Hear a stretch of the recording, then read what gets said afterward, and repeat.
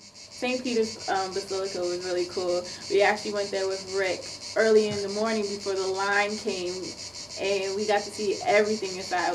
Later on in the day, the other groups came, and the line was like ridiculously long. So I'm glad we got there early. And then the Coliseum was cool too, because you learn about stuff in history books, and then you actually are able to experience it. So that's what made it really cool. I really liked it a lot.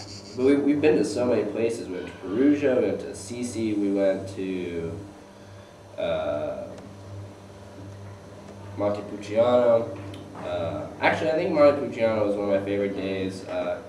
Just spent the day walking around, drinking red wine. You know, I mean, that's what it's known for. And every town is completely different. Like southern Italy is a whole different area than northern Italy. So you really, each town you see something new.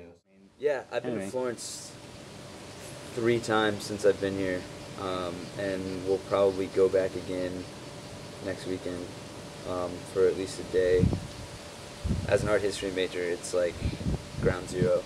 I mean, walk in any building and it's like I've either written about that on a test or written a paper about it or studied about it, or you know, it's just like a virtual textbook.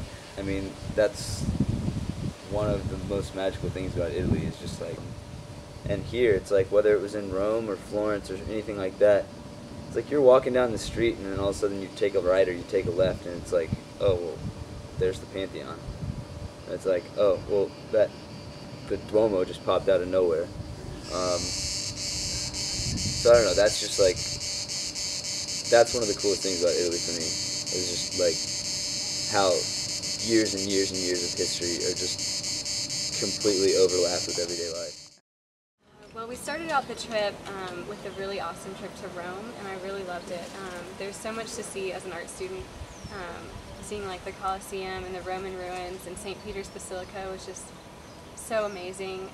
I absolutely loved that trip, and it was a really great way to like bond with the people on the trip at first, because you kind of come in not knowing anyone, and then you have this really fun experience together to just get it all started off. So I thought that was really, really awesome. So far the best place I've visited was Siena. It wasn't part of a field trip, but a group of us went down for the horse race they do every year.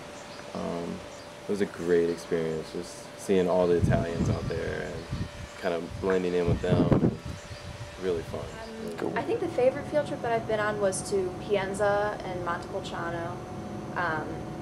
Pienza was famous for cheese and Montepulciano was famous for wine, so it was sort of different than all of the medieval churches that we've been seeing, although that was a component. It was just, it was about sort of walking around and getting a taste of the culture, I think. Ended up having like a race. We climbed Mount Vesuvius, and it was, I can't even describe it. I mean, everybody said that they really liked Capri, but Vesuvius was like a childhood dream, especially after Pompeii. Doing Pompeii and Vesuvius in one day was just unbelievable. Like, I just loved Pompeii. And then to climb Vesuvius, we had a race. One of the other girls, Sophie and I, had a race up to the top of Vesuvius. It was like cloudy and atmospheric, and we couldn't help stopping to take photos, and we'd see the other one had run ahead of us, and it was just like, we were the only ones to get all the way to the top because we didn't have that much time to stay there.